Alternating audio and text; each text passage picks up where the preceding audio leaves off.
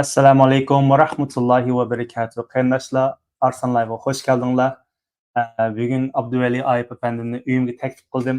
Baytig'i tamoqlarni yeb, xili o'xshatdim-ku deyman. o'xshatibsan. Alayda bir usulim var ki tamak qilganga. Ha. Ömrümni yeb boqqan ekanman o tamakni. Fayz O, qildim. bek maqtab etdingiz. Sen bunu mu qılalaydı ekansan? Shu usulni o'ynab qo'yamiz deb. Samanım yaxshi saldım. Xeyr, bugun mushkul savollar deb bir temani qo'ydik. Odatda bunda naq maydon savol qilgan chog'da, masalan, g'arbda masalan mushta qattiqroq savol chiqqan chog'da o'tirg'i bir natija chiqdi. Shuning ba'zi savollar sal qattiqroq tegib qolsa, xafa bo'lmaysizmi demayman, xafa bo'lib qolsangiz mayli. Tag'in qiziydi. Oldi bilan Amerikaga xush kelibsiz. Rahmat. Qaysi shamol sizni akeldi bu yerga? Amerika'da bir iş planlavatdı. Birisi bu Türkiye'de şu 7. ayda 10'dan artık Uygur tutulup kaldı. Bunu biz bu Amerika Uygur Birleşmesi bilen State Department'e doklat kılıp bu işini bir çağrısına kılaylı diyen maksatta bu bir görüşme battı. Bu iş battı. İkincisi Behind the Mask, Mask'ın keyinde Mask arkasında diyen film var. O filmini Amerika'da koyup Uygur davasıga, Uygur meselesiga, Uygur kırgınçılıkıga dikkatini tartış maksattı. Üçüncüsü dostlar bilen görüşüp bundan keyin nima ishlarni birga qila olamiz, nima ishlarda hamkorlasha olamiz, nima ishlarni qildik, nima ishlarni qilmadik. Bu to'g'risida biz muzokara qilishdi. O'sha 3 maqsadga kelgan, 3 maqsadni asosan o'rlab bo'ldik. Bugun Behind the Mask, Mask'ın arkasında degan filmni qo'ydik. Natijaga ozroq erishdik. Shunga bilan bu yerga kelib o'tiribmiz. Bu Behind the Mask, masalan, men bu yaqinda ko'rdim, Avstriyaga beribsiz, Amerikaga kelibsizmi shu Mask'ning orqasida deb Uyg'urcha deb olamdik. Qisqacha bu tunishmagan, bu filmni tunishmagan qarindoshimiz qisqacha tushuntirib beramsiz, bu temasi nima bu filmning? Oldin bir narsa, biz Avstraliyada qo'ygan film Shavqin Suran degan film. All That Degan Noise. Amerikada qo'yganimiz Behind the Mask. Demak, bu birinchi qatim Behind the Mask Amerikaga. Albatta. Tunji qatim biz bu Mask'ın arkasında degan filmni Amerikaga asli mana qanday burun bir qatim kelgan, bu New Yorkka u faqat film festivali qatnashtirish uchun. Buning qatnashadigan odamlar bakalik az sandık adam qatnashgan çünkü bir raqobat yani bu uchun. Maqetim rasmiy bir qo'yilishi, ya'ni jamoatga ochiq qilib qo'yilishi, buni ikki maydon qo'ydik. Bu filmda endi 2020-yili Xitoydan chiqqan, 2021-yili Uyg'ur sudida guvohlik bergan bir Xitoy sobiq soqchisiningki men bilan ko'rishish jarayoni tema qilingan. Bu jarayonda eng muhim bir kishilarni va meni va ko'rmanlarni qoyil qilgan bu nuqta bu Xitoyninki o'z og'zidan Xitoy hukumatining, Xitoy kompartiyasining, Xitoy soqchilarining Uyg'urlar qilayotgan zulmlarni, qiynoqlarni, vahshiyliklarni o'z og'zi bilan e'tirof qilishi. Bu eng filmninki ta'sirlik, jalb qilarlik, mana shunday qiyin nuqtasi. Şu bugün bu filmde men tomoshabinlar, ko'rmanlar ichida yig'lab ketganlar bo'ldi. Buning ko'nglim yerim bo'ldi. Mening kishilarning ko'ngli yerim qilg'im yo'qdi. Lekin reallik haqiqatan ishlarning ko'nglini ezadigan bir reallik. Bu reallikni o'zimizni qochira olmaymiz. Shu bir reallikni ko'rmanlarga sundik. Buning natijasi nima bo'ldi desam, masalan, State Department Amerika davlat ministerligidan kelgan kishilar bu filmni biz davlat ministerligida qo'ysak bo'lamdi dedi. Qo'ysanglar bo'ldi, taklif qilayli dedi. Taklif qilinglar, kelayli. Biz shu orqali o'tmayotgan qonunlarimizni o'tkazayli. Hal bo'lmayotgan Uyg'urlarningki masalan panohlik masalalari bor Amerikada. Ondan chegaradan kirayotgan Uyg'urlar bor. Ondan vatanda uzoq mezgil qamalgan, qamalayotgan ahvollar bor. Mushlarga bir diqqatni qayta jalb qilayli. Dunyoninki siyosiy markazi bo'lgan Washingtonning diqqatini tortayli. Deb yaxshi maslahatlarni qildik. Yaxshi bo'ldi. Azad tushuntirsak, shu guvohlik bergan bu Xitoy soqchisi. Mushu. Hatto uyga berib ziyorat qilibsiz. Bu ziyorat qilish jarayonida nimalarni his qildingiz? His qilganim birsi o'g'rining yurak po'puk deydi Uyg'urlarda. Ya'ni jinoyatga sherik bo'lgan odam hamon o'zidan ansiraydi, o'zining kelgusidan ansiraydi, bir qo'rqinch ichida yashaydi. Bu qo'rqinchni his qildim. Bu intayin bir qo'rqinch ichida yashaydi ekan. Ikkinchisi, buning bir o'zini oshkorlab asli mush zulmlarni bevosita fosh qilg'usimi bor ekan. Bu bor ekan. Lekin bu Uyg'urlardan qo'rqidi ekan. Ya'ni o'zida shundoq bir zulmga shohid bo'lg'achqa, shu Uyg'urlar ko'z oldiga kelsa kerak, Uyg'urlarni meni birmi qilib o'tamikin deb qo'rqidi ekan. Bu qo'rqib bo'shdi ekan. Bu qo'rqinch amaliyotda qolgan qo'rqinchdan bakrak kuchli ekan. Masalan, Germaniya davlati yoki Germaniya xalqidan emas, Uyg'urlarning o'chilish, nafratlanishidan bakrak ansiraydi ekan. Ondan buning eng nima qilgani bir pokitlik degidi, masalan, kunda necha damning tutqanligi, so'roq jarayonining qandoq bo'lganligi, ayni vaqtda Chunchwangoning mush Uyg'urlarni bostirishda yig'inlardan nima deganligi, mush jarayondagi pokitlik masalalarini tushuntirib, bizga nimani uqtidi desa, bu hargizmi bir qitimliq tasoddifiy ish emas, balki shu Beijingdan boshlab planlanib, Uyg'ur avtonom rayonida umumlashtirilib, har bir kent, har bir shaxslar qadar yurgizilgan bir sistemalik qirg'inchilik ekanligini bu o'z og'zi bilan bir shuning ijrochisi, Uyg'ur qirg'inchiligining ijrochisi bo'lish ustida iqror qildi. Bu hamdaliqda sotqa material qilib tushuntirishkim bo'ldigan. Bundan keyingi bizning har qaysi yerlardagi da'volarda qo'llanilish bo'ldigan nihoyat muhim paket. Balkim shuning uchun buni shu Amerika davlat ministrligi biz ministrligidan kelganlar biz qo'yaylik degan bo'lishi mumkin. Paketning kuchli bo'lganligi sabab. Afsus, men sizlar bilan Avstraliyada bo'lamadim. Apamlar berib, ko'rib, nihoyat ta'sirli bo'ldi. Shu Avstraliyada nima ishlarni qildingiz? Avstraliyada biz Sidneyda qo'ydik filmni, ondan Adelaide qo'ydik, ondan Melbourne qo'ydik. Buningdimi biz asosliqi siyosiy arboblar, ondan jamoat tashkilotlar arboblari va akademiklar shularni nishon qilib qo'ydik. Ularning qiziqishini qo'zg'adik.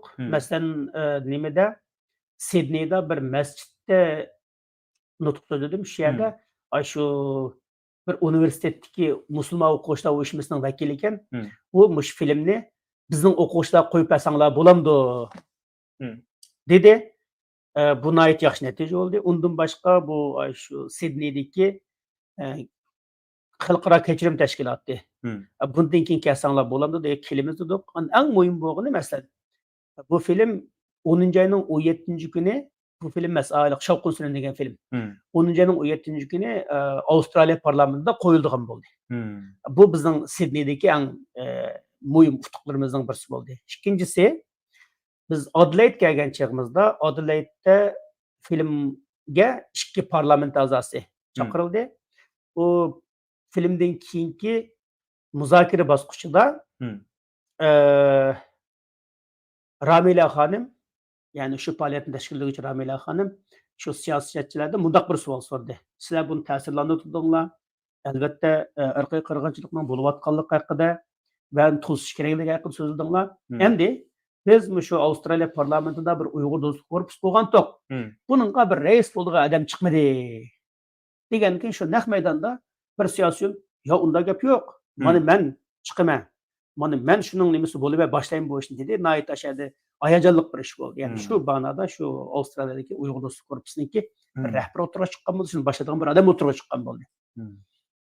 Melbourne'da bo'lgan natija nima bo'ldi desa, Melbourne'da biz Turan Association, Turan jamiyati bilan nihoyat yaxshi aloqa qildik.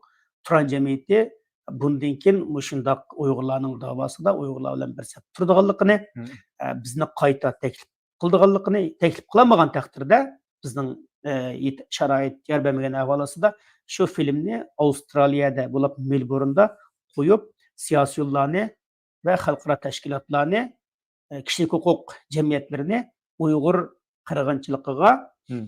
yuzlantirishga, Uyg'ur qirg'inchiligini Avstraliyada e'tirof qildirishga to'p qo'shadiganligini, o'zining qo'ldan keladiganini qildiganligi haqida va'da berdi. Hmm. Yani bu mu bizning Melbourne'dagi bir natijamiz bo'ldi?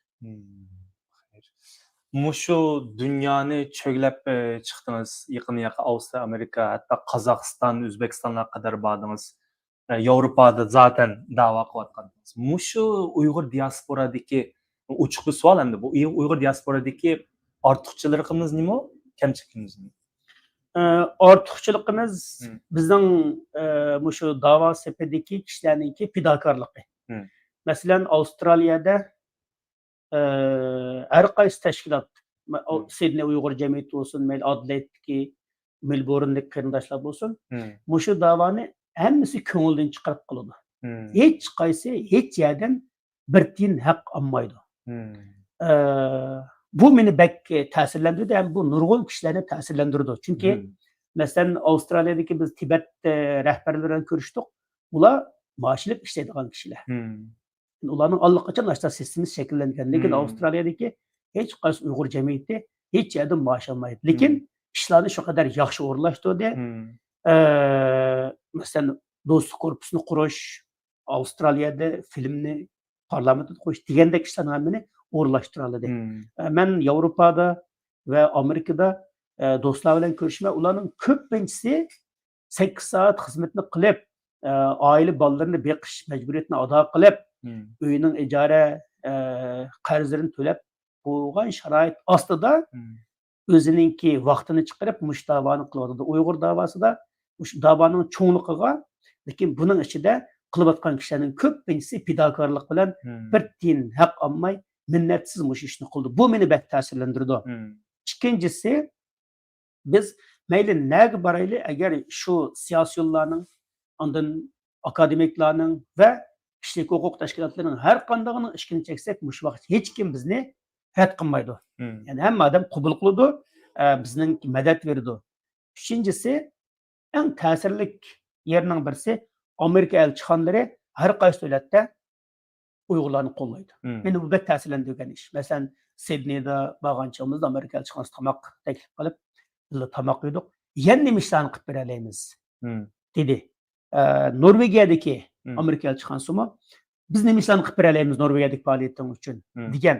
Masalan, Pragga bordik. Pragdami Amerika elchixonasi har qaytim borganchimizda biz nima ishlarni qilib beramiz degan pozitsiyani bildirdi. Men bu dunyoni aylanish jarayonida buningdan bek ta'sirlandim. Ya'ni Amerika hukumati ham emas, Amerika davlatlari emas, ularning har qaysi davlatlardagi elchixonalarimi Uyg'urlarni qo'llash, Uyg'urlarni shu qiyin kunlardan sog' salomat o'tib olishiga yordam qilish uchun qo'ldan kelganini qilyotdi, ham kelgusida qiladi deb ishondim. Lekin bunlar albatta qo'llaydi-da. Chunki ular Alloh rizosi uchun qo'llamadi-da bizni. O'zi biz ishiga kelamiz. Yana birisi deysiz, shuna bir hukm bor-ku. Albatta bu qarindoshimizni Alloh razı olsun. O zaman bu maash ap turib da'vo qilayotganlar samimiy bo'lmay qoladi. Ya unda olmaydi. Hargizmi olma ta'mlik degan gap nashbut ta'msiz deganlikni darak bermaydi. Olmaning ta'mi olmacha, nashbutning ta'mi nashbutcha. Maash qilayotganlar qaysi? Nashbutmi olma? Yani onardısın bo'ldi, hech farqi yo'q uningki. Ya'ni bu dunyo rangdorlik bilan go'zal. Lekin hamda rost gap deganda Uyg'ur davosida u maash ilib ishlayotganlarning maashi tuban. Va uni bilaman. To'g'ri. Chunki dunyoda masalan BDT'ning maashi tuban. Ya'ni kishilik huquq bilan shug'ullanadigan Uyg'ur emas, har qanday tashkilotning maashi tuban bo'ldi. Chunki uni hech kim maash uchun qilmaydi. Maash uchun qilgan odam BDT'da yoki har qaysi kishilik huquq tashkilotlarida ishlab olmaydi. Yaxshi.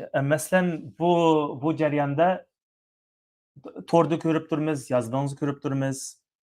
Sizni masxara qildiganlar bor, yaxshi ko'rganlar bor, tillaydiganlar bor, suydiganlar bor. Bu masxara qildiganlarga siz qanday qaraysiz? Masxara qildiganlarga tabiiy normal ish u. Va yoki sizlar emas, umumiy jihatdan shu ish qilayotganlar deymizmi sizda? Yani masxara qilish normal. Chunki dunyoning har qanday yerida masxara özüden küçüklerge kılınıdı. Mesela Amerika'da hiç kim Aksaray'ın aldığındaki üysiz, makansız, yitiba kadını mesele kılmaydı. Aksaray'ın içindeki Trump'ni, Biden'ni, Blinken'i mesele kıldı. Biz halkının hizmetini kılımız. Bu şu vatandaki qarindoshlarni qutqizib deb o'tirib chiqqandan keyin biz bu ommaviy shaxs hisoblanamiz. Ommaviy shaxslarniki ommaning hujumiga uchrashi, tanqidga uchrashi, masxaraga uchrashi normal. Shunga Uyg'ur jamoati ichidan bizni masxara qiladigan, mazoq qiladigan odamlarning chiqishi normal. Ularning o'zining ichidagi ojizlarni, bo'zaklarni, ayıplıklarını teximi köptürüp mazak kılış ahlaksızlık. Lekin bizni mazak kılışı bir normal iş. Dünyadaki normal hareket, normal kılıklarının birisi bu. Bundan ayran kılışına hiç qanday hacet yok. Yani cemaatine aldığı çıkan adam oldan şunu uyluş çıkış gerek. Eğer onçilik cesareti cemaat düzenine gayreti olmasa hiç kimsini mecburlamaydı bir yani. Çıkkanken siz cemaatinin hemen nersini kabul kılış gerek. Bir millet Uyg'urdek bir uzak tarix va bir büyük milletning ichida tilamchisim bo'ladi, milliarderim bo'ladi. Eng fazilatliklarimi bo'ladi, eng fazilatsizlarim bo'ladi. Uyg'ur deb qabul qilgan ekansiz, uning hammasini bag'ringizga bossangiz, hammasining har turlik madya, masxara, tanqid, hujumlarga bardoshlik berishingiz kerak. Chunki bu dunyoning qoidasi shu. Dünyanın hem yerinde siyasiyonlar, erbaplar tanqid uçraydı, mesxara qılındı. Onu qabul qila olsangiz, andan jamoat erbab bo'la olasiz. Bo'lmasa, shaxsiy erbab bo'ling, uyingizda o'tiring da. Mesela mening diqqat chekkan yerim, men bilan birga collaborate qildi, ba'zi videolarni ko'rsatdim, o'sha masjidda so'z qildingiz. Afsuski shunday bir narsa bor, biz Amerikada shuni his qildik. Albatta Uyg'urlar ham milliy kimligimiz bor, ham diniy kimligimiz bor. Mushu men ko'rgan, anglagan, his qilgan nimamish da'vat jarayonida, masalan kongressning zallarida va yoki mush faoliyatlarda bek din narsini qatmasak, unda yerlarda bo'lmasak qal insonlarni akavamasak, hijobliq ayollar bormasa shu kongressning zalida bir huquqim bor. Bu uqmaymi, siz bunday narsa his qildingizmi, angladingizmi? Siz bundan qanday qaraysiz? Menimcha buni reallikni yo'shirishning hech hojati yo'q. Ya'ni xuddi shunday insonlar akasak, voy palonchi senator, palonchi siyosatchi bizning gapimizni rad qildi, ko'rashmaydi degandek xuddi bir asta bir. Oldin men tajribamni so'zlay. Masalan, biz 2018-yil 2-oyda bir lager shoidi do'stimizni sahnaga chiqardik. Turkiyada yashaydi. Soqolliq qarindoshimiz. Mush vaqtchi Erkinos, ya'ni New York Times, New York Posta, Washington Posta hamma ziyorat qildi. Hech qaysining saqliq emas, uning so'zlagan hikoyasiga, uning boshdan kechirgan fojiasiga, uning zulmni fosh qilish jasoratiga qoyil bo'ldi. Saqli bilan qolgan bir odam yo'q. Undan boshqa bu Turkiyada 300 Uyg'urni tekshirdik. Uning ichida saqolliqmi bordi, saqolsizmi bordi, namozliqmi bordi, namozsizmi bordi. Dindarım batı, dini karşısın batı, hemmisi bizge guvalık verdi. Çıraylık şu filmni işledik. Bu film mukabbat karıştı. Dünyanın en de altını aldı. Şu filmni köyge adam gördük. Onun içinde her türlü adam var. Okşaş adam yok. Bu yani Uygur'da bu kadar bir rangdar milletinin rangdarlığını biz bunu çok birleştirmemiz desek, bunda Kompartiyadan bakımız kaldı. Kompartiya açta qilmoqchi. Hamma Uygurni qilibdan chiqqanda Xitoy tushundirib, Xitoy so'zlatmoqchi. Agar biz hamma Uygurni o'xshash ko'stiman dunyoga desak, biz shu Xitoyning mantiqasida Xitoy qarashtirayotgan bo'lamiz. Bundan ortiq mag'lubiyat bo'lmaydi. O'tganki oy Xitoy sotiga qatnashdingiz. Endi albatta bizning Uyg'ur soti bo'lgandan aytib cho'ng. Menimcha bu medialarda hatto o'zimizning xabarlarimiz yetarli bir ma'lumot olamidik deb o'ylayman. Siz shuni qisqacha tushuntirib berasiz? Yeterli ma'lumot ilmasning sababi birisi bu axborotga ochiq qilmadi. Ya'ni sabab bu sotni ochquchilar burun Putin haqqida sot ochgan. Bu Putin haqqida ochilgan sotni xalqaro jinoiy ishlar sot mahkamasi qabul qilgan. Qabul qilib Putinning ustidan tutish buyruq chiqargan. Unda bo'lgandan keyin bu sot xalqaroda bir ta'sir qo'zg'aydigan bir kuchli bir sot endi. Şu sebepten Xitay bununla qattiq besim işletmezsen bu sot aslında 3 yıl burun açılmakçı idi. 3 qitim keşiktirilip 4-cü qitim gelgende andi açıldı bu. Hatta mesela ertesi aslında Den Haag'daki bir sot zalda açılmakçı idi. Şu ertesi sotulu degan kiyinsi bu sot zal emelden kaldı. Emelden kalıp bir mehmonxonaniki kichik bir bölümesi o'tkazildi. Ondan sot ichilishdan burun bir kun ichida nimasini palash qilyapti. Torbetni palash qilyapti. Lekin mushuning hammani sot hech qaysi mediaga oshkorlamadi. Ya'ni bu sot mediadan uzoq, mediadan yoshirun bir shaklda ilib berildiki, chunki bu sotninki bu Putin ko'rsatgan ta'siri Xi Jinpingga ko'rsatishi mumkin. Yani bunda bo'lsa davlatlararo munosabatga, Xitoyninki mablag'ga, Xitoy bilan bo'lgan savdoga ta'sir ko'rsatish ehtimolligi o'ylashilgan bo'lsa kerak. Bu shu davlatdimi bak nima qilinmadi. Masalan biz sud maydoniga oqshimi bir vaqt borgan chog'da xabar keldi. Ertasi o'rin mushu deb. Hatto bizning beltimizni hafta burun olgan. Şu kadar qisqa mezgilda. Şuna bo'lib sotninki axborotlarda yetarlik o'rnamaslığı bu sotning xarakteri, sotni o'tkazuvchilarninki chorasi, tanlagan usuli sababli qashda bo'ldi. Lekin bu sotning kuchli tarafi nima desa, bu sot Putin sotlagan. Keyin bu sotning natijasini Xalqaro jinoiy sud mahkamasi e'tirof qildi. Endi bu qitim Xi Jinping sotildi. Xi Jinping'in sotlangan bu sotning natijasini mi Xalqaro jinoiy sud mahkamasi e'tirof qilishi mumkin. Bunda Xi Jinpingga asli masalan 12 turlik jinoyat yuklangan. Lekin buning ichida qolgan 11 turlik sud jarayonida isbotlandi, lekin bir turi isbotlanmay, masalan Xi Jinpingni tajovuzchi deb ayblangan. Lekin tajovuzchi degan bu ayblash og'dirilib ketib 11 turlik jinoyat ortildi. Endi buning farqi bir tarafi masalan Uyg'ur sotida nima yo'q? Defense lawyer deymiz, oqlovchi advokat yo'q. Ayblovchi mu yo'q. Faqat shu nima sotchi va advokat bor. Lekin bu Xitoy sotida taftish bor, oqlovchi advokat bor, sotchi bor.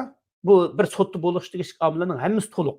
Masalan, aşağıda Xitoyni oqlagan advokatlar shu qadar yaxshi aqldiki, men o'ylab bir xil o'ylab qoldim. Buni boshqalar ko'z ko'rmoldim bo'g'alarmi?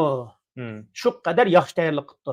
Lekin hamda bu tayyorlikni taftishninki ayblashi to'liq mukammal bir shaklda o'tib chiqdi.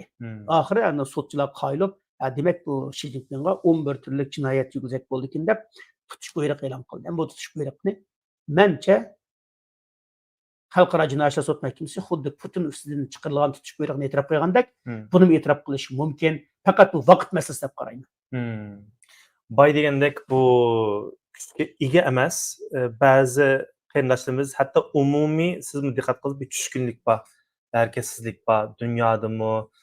Taqa yaqinning 2 kun oldin Mahdi Hasanning intervyuni ko'rib sal xush qoldim. Chunki Mahdi Hasan bunday ish bo'tib sizmi diqqat qilasiz, shu musulmonlar to'plab mayli g'arbda bo'lsin, musulmon dunyosining o'zi bo'lsin, musulmonlar xuddi bir Xitoyni bir qahramondek ko'rgandek, Amerika alternativ ko'rgandek bo'tdi. Mahdi Hasan chiqib shunday intervyuni berishi, o Filistin davosini bir nevi ko'tarayotgan adam, nayt bir yaxshi bir rol o'ynadi. Men Xitoy sotimi shu. Bu Madorama masalan shu baymu deb da'vat qildik shu Paris Olimpiyadami hech qanday bir advocacy bir tashviqot bo'lmadi. Azroq buning sababini nima deb ko'rsak bular? Birisi ilqi insonning bu ilqi o'rtaq insondagi psixika. Inson shunday bir tushunsiz ofat yuz bergan chog'da dastlabda esankiraydi. Nima qilishni qolmaydi. Ikkinchi qatim qanday qildi desak, kuchining bir ishcha tirkishidi. Yani Uyg'urlar dastlabda deyli, buni 2017 umum tutqun avjiga chiqqan bo'lsa, dastlabda Uyg'urlar esankirab qoldi. Nima qilishni bilmadi. 2018dan boshlab, menimcha 2021gacha kuchining boricha tirishchilik ko'rsatdi. Pul deganlar pul berdi, guvohlik berdi, tirishdi. Lekin bu arzulagandek natija bermedi. Natija bermedi desek bo'lmaydi. Arzulagan natija, ya'ni Uyg'urlarning butunlay qamoqlardan qo'yib berilishi, Uyg'urlarning hörligi, Xitoyning talafoti degandek büyük natijalarni bermedi. Shuning bilan Uyg'urlar tarafdan ular umidsizlandi. Endi xalqaro jamiyatni olsak, bir yerga o't ketdi. Dastlabki kishilarning hammasi o'g'lishib ko'rdi, voy nima bo'lib ketgandi deb. Keyin uning ichida o'tlar bir aqor kuyib, hamma yerga tarqagan chog'da, o't hamma yerda ekan-ku degan tuyg'u keldi. Bunimi bir xil insonning psixikasi qabul qildi. Shuning bu yerda birsi Uyg'urlarning umidsizligi, Uyg'urlarningki xalqaro qoida tartiblarning rol o'ynamaganligi, BDTning rol o'ynamaganligi, Amerikaning irqiy qirg'inchilik deb e'lon qilgan bilan yetarlik tadbir qo'llanmaganligiga bo'lgan umidsizlik bu birsi. Ikkinchisi dunyo jamoatining bo'layotgan qirg'inchilikni ko'raverib, ko'nib qolganligi. Ondan uchinchisi Xitoyning tartib tashviqoti va o'zini oqlash harakatiningki ma'lum darajada rol o'ynaganligi.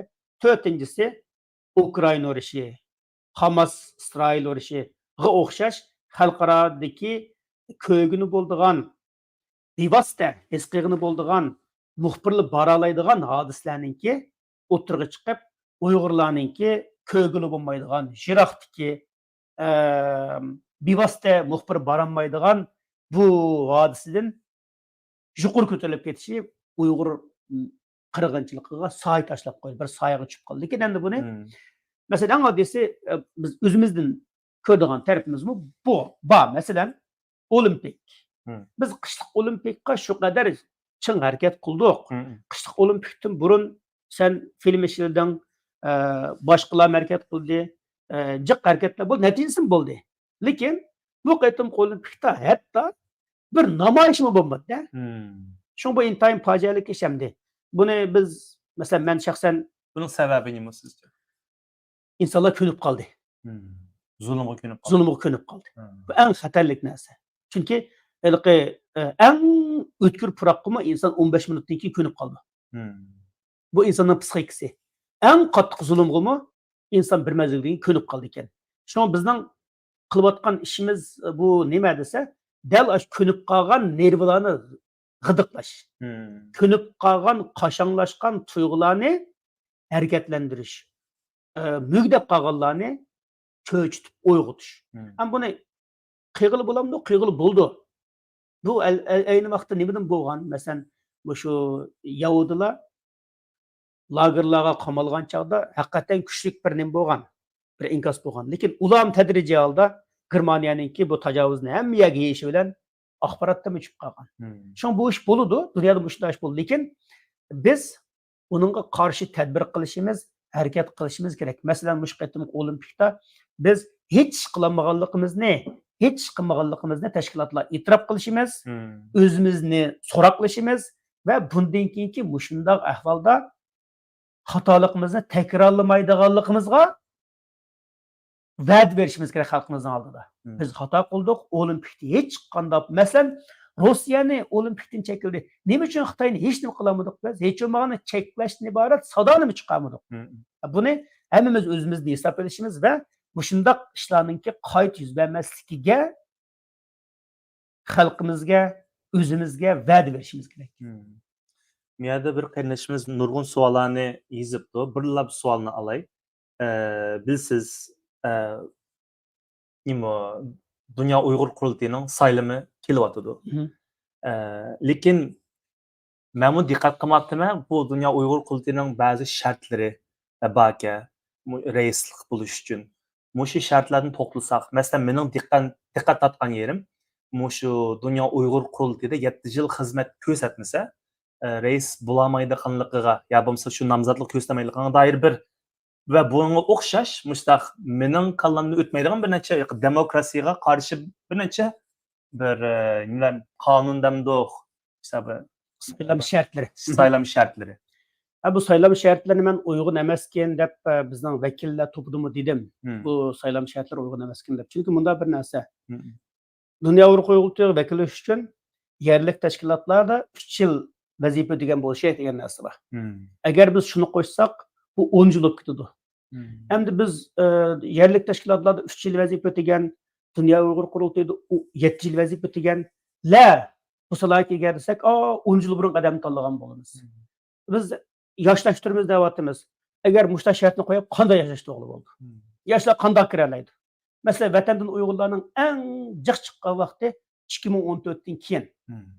Eğer biz 2014'ten keyin chiqqan odamlarga biz 2009'dan burun vatanga bormagan bo'lishi kerak degan shart bor o'sha texi. Bu shartni qo'ysak 2014'ten keyin chet eldagi chiqqan bo'libmi 2016'da eng ko'p chiqqan 100 degan aktivlarni qo'tilma biz aramizga olmaymiz deganlik bo'ldi.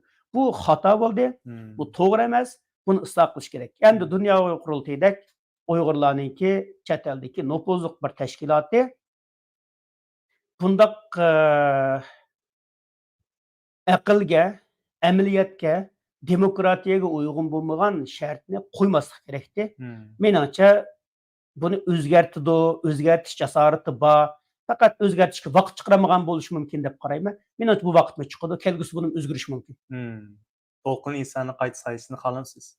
Bunda To'lqin Isoni men shaxsan qayta saylansa bo'ladi deb qarayman.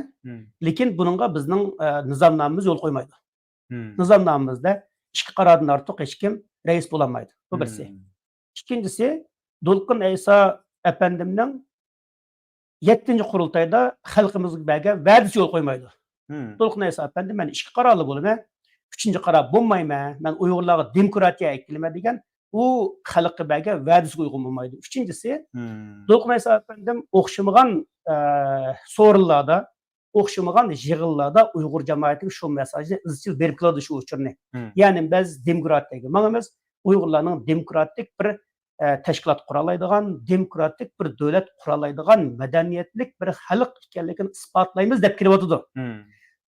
Mushu To'lqin Isoning shaxsiy g'oyasi Uyg'urlarni demokratiyaga boshlash, demokratiyada ulgu bo'lish, o'zi ulgu bo'lib demokratiyani yeyishdan iborat g'oyasiga uyg'un bo'lmaydi. To'rtinchisi, Dunyo Uyg'ur Qurultayi demokratiyani ilgari surish fondi jamiyati qo'llayotgan bir tashkilot. Endi demokratiyani ilgari suradigan tashkilotdan yordam olayotgan fond elayotgan bir tashkilotning demokratik yo'lni tanlayolmasligi, demokratiyada ching turolmasligi bu bizning nishonimiz, g'oyamiz, maqsadimizga uyg'un bo'lmaydi. Shunga menimcha To'lqin Iso apandimmi nomzod bo'lmaydi deb qarayman. Hozir dunyoning siyosiy vaziyati Uyg'urlarga foydali bo'lyaptimi yoki bo'lmasa ziyonli bo'lyaptimi? Foydali bo'lyapti deb qarayman. Chunki biz beshimizdan o'tkazgan bu qirg'inchilik orqali dunyoga Xitoy Kompartiyasining va Xitoy hukumatining insoniyatga keltiradigan baloyi ofatlardan bishorat berdik va isbotladik. Burun Xitoy Kompartiyasining qilganlari, qilayotganlari bu qadar oshkora, bu qadar yo'shirin, bu qadar vahshiy bo'lmag'achqa dunyo yetarli darajada tunib yetmagan. Shu Uyg'ur qirg'inchiligi yuz berdi. Buni Uyg'urlar o'zining qini, jini, guvohligi badaliga dunyoga mushundaq bir vahshiy hokimiyatning borligini, vahshiy partiyaning borligini, vahshiy ideologiyaning borligini ko'rsatdi.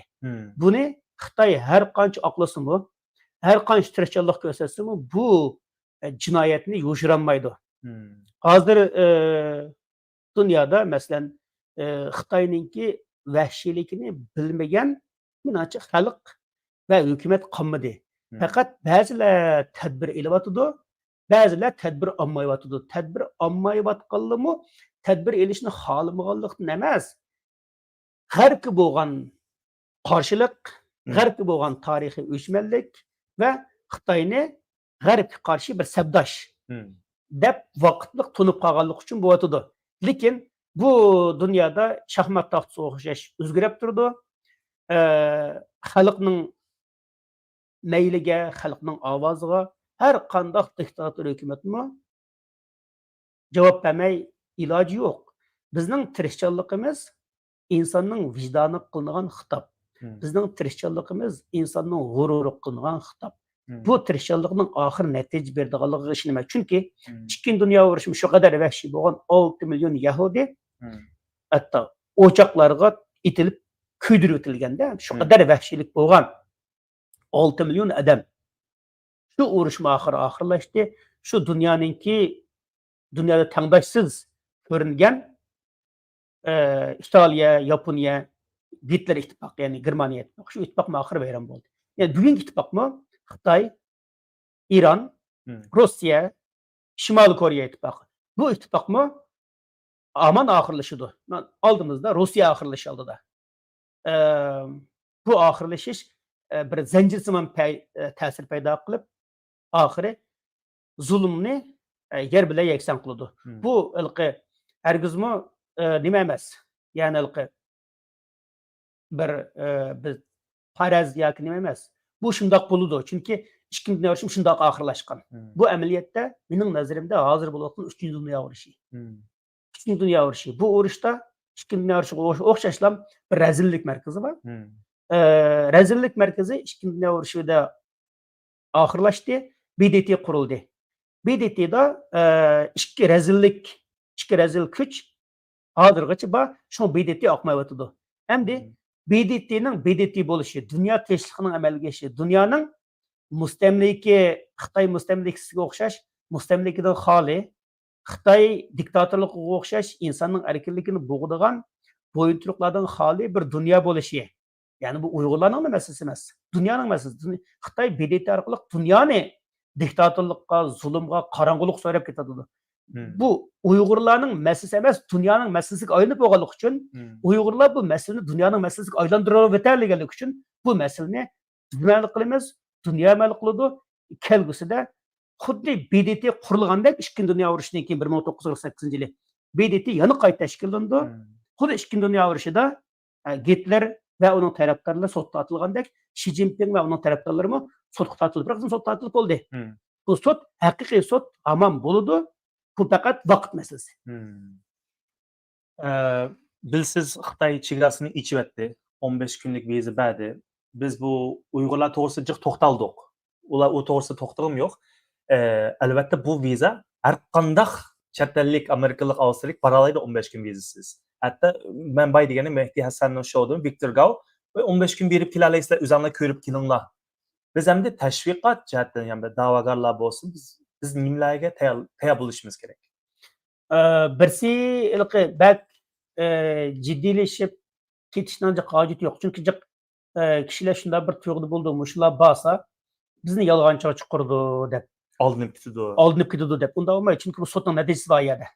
Ya'ni Uyg'ur sotining natijasi bor. Xitoy tribunal, Xitoy sotining natijasi bor. Undan boshqa BDTning e'lon qilgan doklati bor. Hech kim BDT e'lon qilgan doklatni ikki sotning natijasini inkor qilmaydi. Bu birisi. Ikkinchisi, Xitoy u ishni ichayotgan chog'da yolg'iz Uyg'urlarni ko'zlab ichayotgan emas.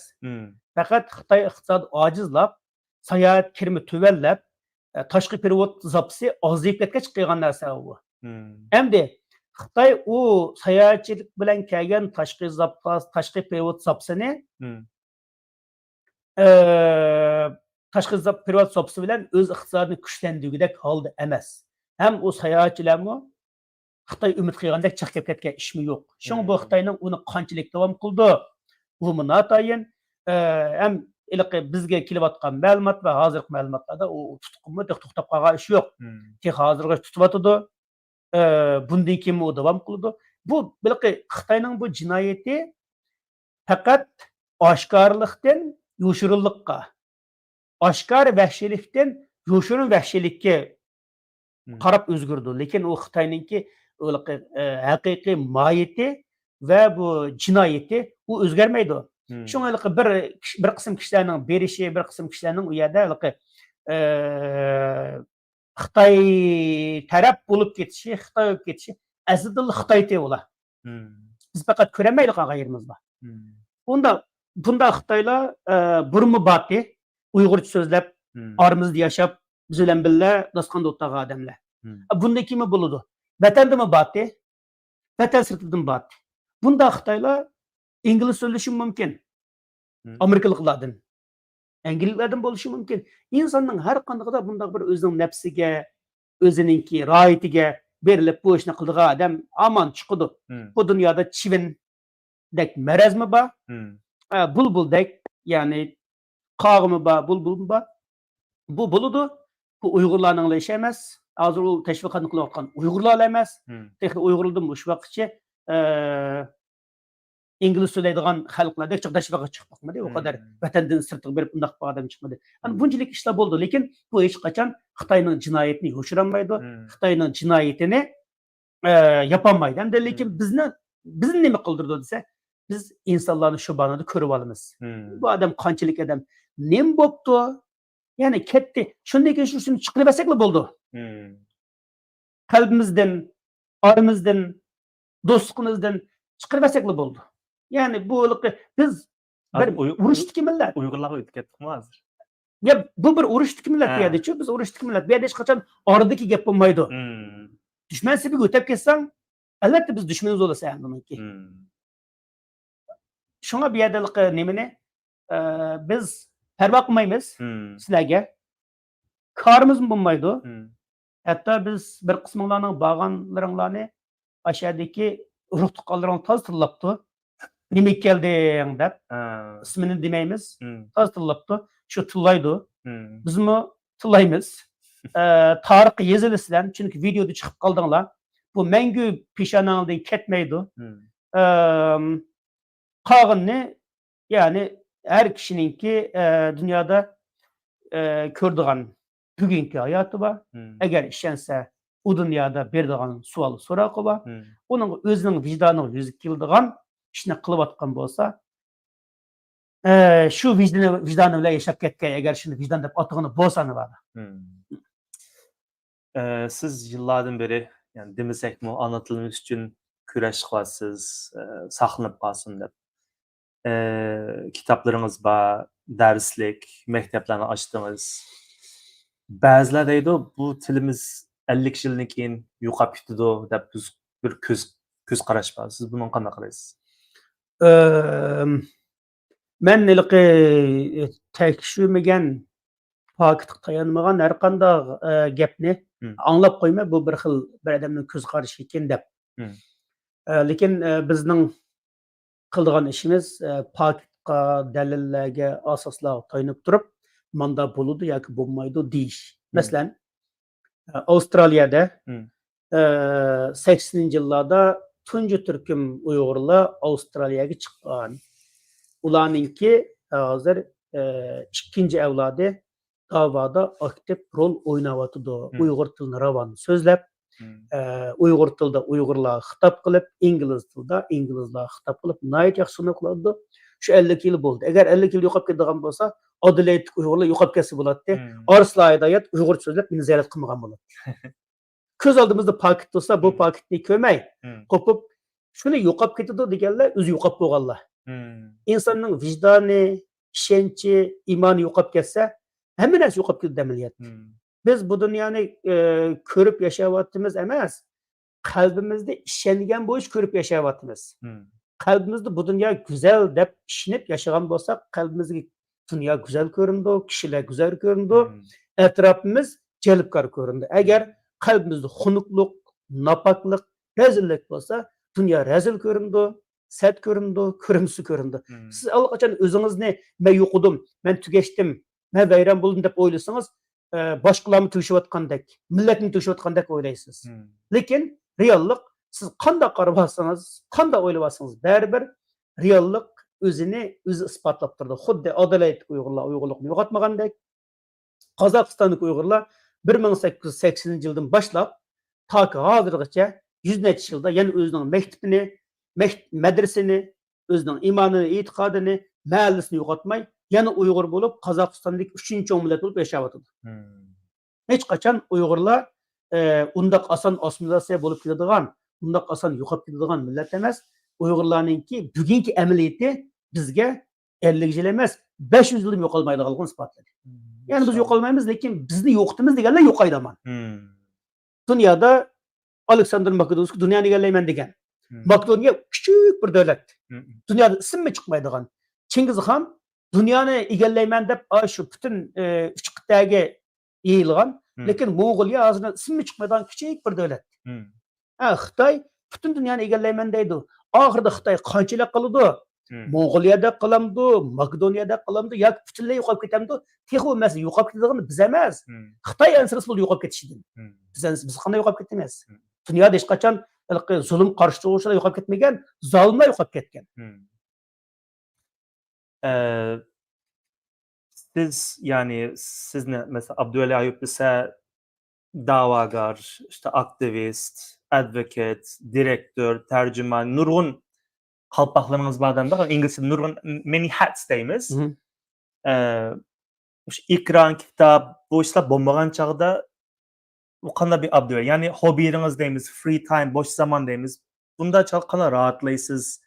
Çünkü mümkün emas 24 saat işenmeymi yani haqqancha bu. Belki Ya mümkün emas. Nereden daş oldu? maybe siz Ya rahatlash uchun ya bo'lmasa mushuni salbiy kechish uchun Yok, bu masalan bizning u yerda bir mashrab bor Berganda. Ular mashrabga chaqirsam bormayman, hech qachon mashrabdan qilib qolmadim. Ondan to'y to'kin nazar chirog bo'lsa men borman. Ondan bizning yoshlar bor. Ularmi taklif qildi, men taklif qilmay borman. Men bir jamoat bilan aralashib o'tishni yaxshi ko'radigan odamxumor bir odam. Bu mening kayfiyatimni tangshaydi, dilyoramga malham bo'ldi. Bir-birimizga madad beramiz. Bu bir. Ikkinchisi, mening nihoyatda yaxshi bir oilam bor. Meni qo'llaydigan, menga madad beradigan, meni har vaqt yolg'iz qo'ymaydigan ikki qizim, ayolim bor. Ular har vaqt meni kuldirdi, xaf qildi, ochig'iltidi. Men ularni ochig'iltmayman. Shunday qilib hayotni kulib, yig'lab, ochig'lab, xaf bo'lib, chechilib, yana bir yerga tirilib, jam bo'lib yashaymiz ham. Shuning o'zi hayotimni ma'nodor qiladi.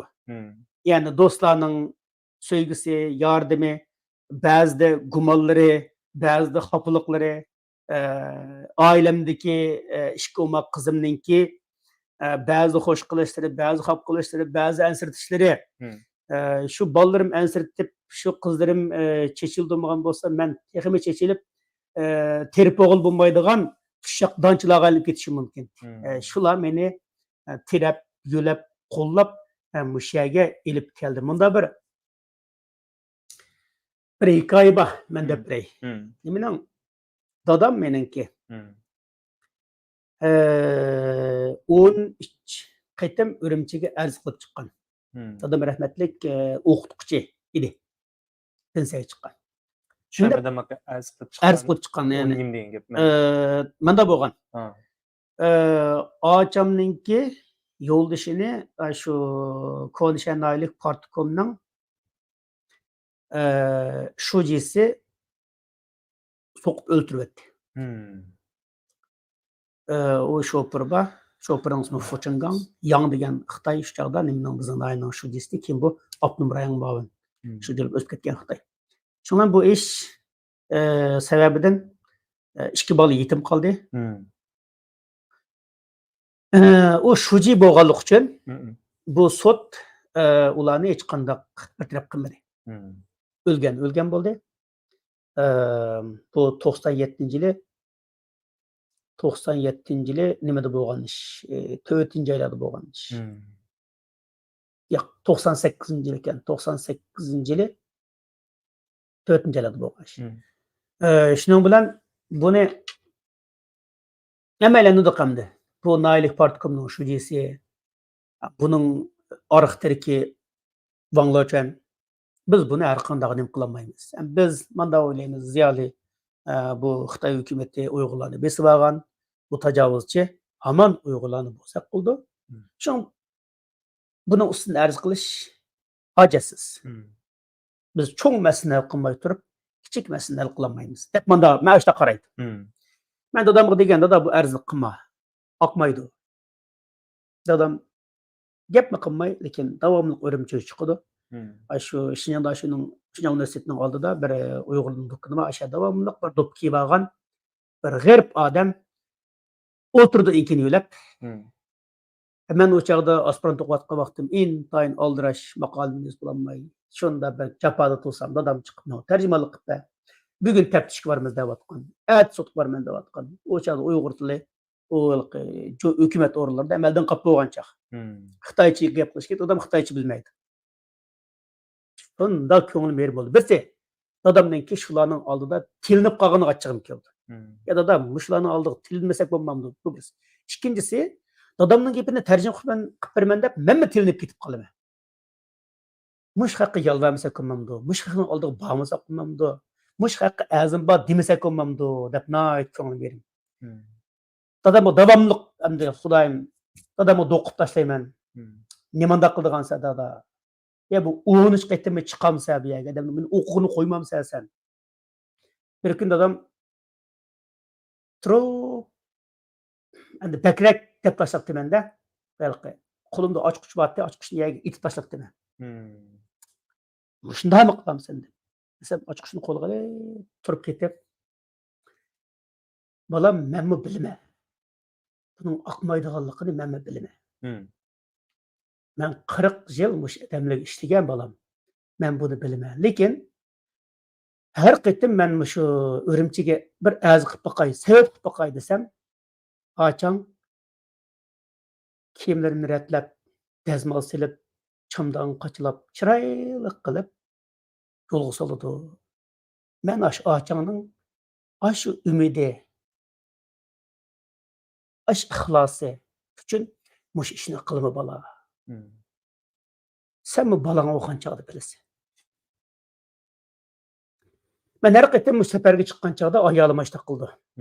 Ben adette aeroplanın ət qaçamadalığını bilmeyim ben. Ayalım beni edigende oğutudu, kimliğini retleydi. Aş poyuz stansıga, yoki aeroplan stansıga sokuldap berip uzutup qo'ydi. Ben ailemning aş uzutup qo'yishlari uchun chiqaman. Baş kimni retlashleri uchun chiqaman.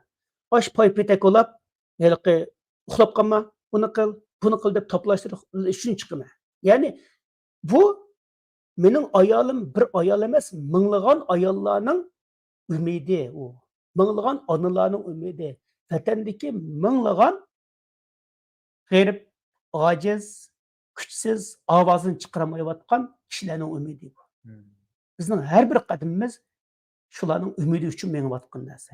Shu bu yerda hech qanday yerib ketdim, charchab ketdim. Biz tehi İlham To'xtadek bedel to'limidik. Abduqodir Jaloliddindek bedel to'limidik. Muhammad Salih Damullomdek o'lib ketmadik.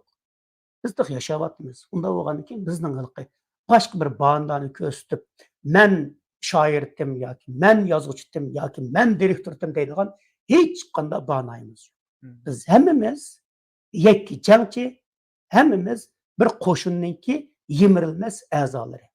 Bizning yüzündigimiz vatanniki bizning yo'limizni qarab, telmirib, duo qilib turayotgan ash onalar, dadalar va sabiy bolalar. Shu bu ishni mushundaq hamma ishni qilamiz. Ya'ni Xitoy oxirida nima qildigan, qo'yib berdigan chaqda qo'limdan nimani oldi-da, ko'zini. Ishkalni elib deganda dedi. Desa, nimaga xap deysa dedi. Mushu qo'limga taqilgan mushu ko'zini, mushu ishkalni aman bir kun sen taqaysan. Desam, meyxida kulib qo'yib, qo'lingdan kelganini qil dedi.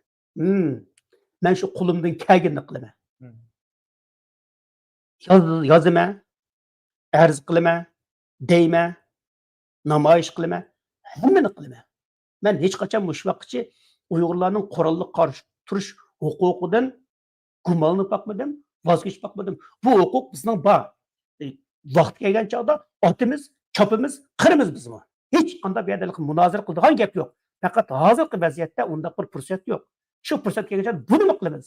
Xitoyni hamon tövbe qildiramiz, jazolaymiz. Ya'ni hurlik, erkinlik, ozodligimizni hamon olamiz. Bu hech qanday munozara talab qiladigan masala emas. Biz faqat hozir qo'limizdan kelganini qilyapmiz. Ya'ni bundan keyin qo'limizdan kelgan har qanday ishni qilamiz. Hech qanday bir munozara yo'q. İnşallah. Normalde ziyadelerimizden buna gap çıkmaydı. Herhalde bir Sizin işler var inşallah. Yo, bu men hech qachon buni inkor qilib boqmadim.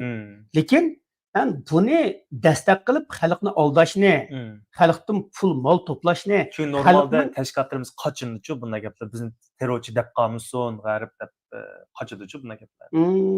u xato bo'pti. Hmm. Uyg'urlarning bu BDT Yo'l ahdnomalarida yo'l qo'ygan narsa. Ya. Bu bizning hech qanday tortindigan, o'zini tortadigan narsa emas. Lekin men nimaga qarshi desa, shu qurolli qarshi turamiz deb mablag' pul to'plashga kishilarning jinini, milini bekordan ahamiyatsiz yerlarda, ahamiyatsiz da'volar, ahamiyatsiz ishlar uchun qurbon qilib chiqarshi. Lekin Xitoyga qarshi Xitoy kompartiyasi, Xitoy tajovuzchilarining zulmini yo'qotishga qarshi qurolliq harakat, qurolliq inqilob, qurolliq qarshilik qilish huquqimiz azaldan bor, bundakimi bo'ladi. Hech qanday bu yerda munozara yo'q.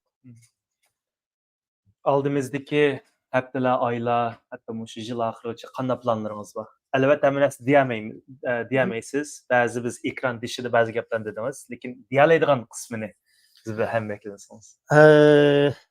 Oldimizda nima bir muhim ishimiz shu Shovqin Suran degan filmni Yevropa parlamentida qo'ymoqchi.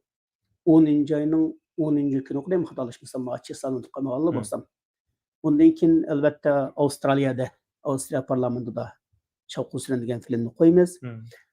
Uning 10 ayda mı? U 10-oyning 17-kuni. Okay. Ondan 9-oyning 20dan keyin Angliyada Shovqin Suran degan filmni qo'yib, uningki munosabatli faoliyatlarni qilamiz. Ondan Amerikadami shunga o'xshash faoliyatlarni qilishni o'ylashyapmiz. Masalan, bu davlat ministerligidagi xonim bilan bugun ko'rishib, uning maslahatini qildik. Biz ondan har qaysi davlat tashkilotlari bilan aloqalashyapmiz. Masalan, Amerikadagi, Angliyadagi, Avstraliyadagi ular bilan shu biz berib, masalan deylik, davlat rahbarlari parlamentlar bilan ko'rishgandan keyin shularning shu bizga bergan va'dasini o'rinlamaslik, qachon o'rinlash ikki masalalarni yerlik tashkilotlar surishtirib turadi. Biz faqat yo'lini ochib qaytib kelamiz. Shu mush faoliyatlar davom qiladi endi. Undan boshqa albatta yozayotgan kitob bor, bolalar kitoblari, bir yurish bolalar kitoblari yozib bo'lganda, buning rasmlarini suzdirib tayyor bo'ldim yaqinda. Güldek Ailem degan bir kitap nashrdan chiqdi. Ondan Tahir Ahmad Ezgilninki mukofotga erishgan dongliq kitobi Kechida tutqun qilinishni kutish degan kitobning butun ishlarini bitkazib bo'ldik. Bu kitob yaqinda nashrdan chiqdi. Buni Uyg'ur yor nashr qildik. Ondan bir turkum kitoblarni nashr qildirmoqchi. O kitoblarning tarjimasi tugab bo'ldi. Qayta ko'ryapmiz. Ondan Uyg'urcha o'qishliq kitoblarning davomini yozib bo'ldik. Uning rasmlarini sizdiryapmiz. Yaqinda shu bir turkum kitoblar bilan, bir turkum faoliyatlar bilan balki undan keyin bir yurish xushalliq natijalar bilan jamoatga salom beramiz. Demek bu filmlarni hozir mesela YouTube, bu yerdan ko'ramaymiz. Cho'qim bu faoliyatlarni bo'lsa, shu tashkilotlar bilan shu fuqishib ko'rgan gap, shundaymi? Bu filmlarning hech qaysini yoki YouTube'da yoki Amazon'da yoki har qanday bir suqlarda ko'rgil bo'lmaydi. Bu faqat hozir Uyg'ur davosi, Uyg'ur qirg'inchiligini to'xtatish uchun ishlatildi. Boshqa savdo har qanday shaklda qo'llanishga bo'lmaydi. Xayr. Herhalde biraz saat vaxtınızı aldım aka. Ahirki yürek sözünüzü ilip anisi ikramını gitti. Ne biz şu yani gap qaytib kelsak, bu qitim olimpikdagi bizning ifodamiz cho'qim hammaylar o'ylanish tegishli bir ifoda. Bundaq inkosda bo'lmasligimiz kerakdi. Bundaq bir xalqarodagi muhim fursatda sessiz, sadosiz, ovozsiz yaşamasligimiz kerakdi. Hammamiz o'zimizdan so'rab baqsaq, men kim, nima ish qilyapman? Mendan millionlagan qamoqdagi akam, ocham, qarindoshlarim nimani kutyapti? Men nima bilan mushadagi erkin, azade, hür hayatımı yüz kilaleymen.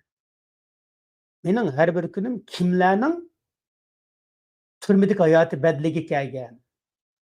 Mening yaxshi turmushim kimlarning qiynoqlari bedligi kelgan deganni unutmasligimizni orzu qilmayman. Chunki biz yo harakat qilib yengimiz yoki sukut qilib chekinib bu Uyg'ur qirg'inchiligini uzoqqa davomlashtirib o'tamiz. Ish, natija, oqibat bizning tirishchanligimiz, harakatimiz vijdonimizga bog'liq. Shunga men qarindoshlarni o'zidan savol so'rashga, o'zining harakati, qiliqi, faoliyatlaridan savol so'rashga, bu bo'layotgan zulmni davomlashtiruvchininmi, oxirlashtiruvchininmi o'zi ekanligini unutmaslikka chaqiraman. Allah razı olsun. İnşallah sabrınız ertimağdan buldunuz. Şuna ak yol tilayman. Qıvatqan davalarınız, təşviqatınız, kitaplarınız, hizmetleriniz inşallah qutuqluq bo'lg'ay. Yana bir qitim qaytgan chog'da cho'qim yana bir suhbat qilayli. Rahmat. Inşallah so'zingizni evalay. Bo'ldi, albatta. Yana har qachon yana tovoq yetib beraman lekin inşallah. mushkulat savol so'ragan, bak oddiy savol so'rab qo'ydim bu ketdim. Başta men birinchi qism endi. Mana sal kuni qoldingiz, kelar qitim ang vahshiysini so'rayman. Bo'ldi. Bo'ldi qarindoshlar, hammaklaringizni unutqamanlar, kelar qitim ko'rishguncha omon bo'linglar. Assalomu alaykum va rahmatullohi va barakatuh.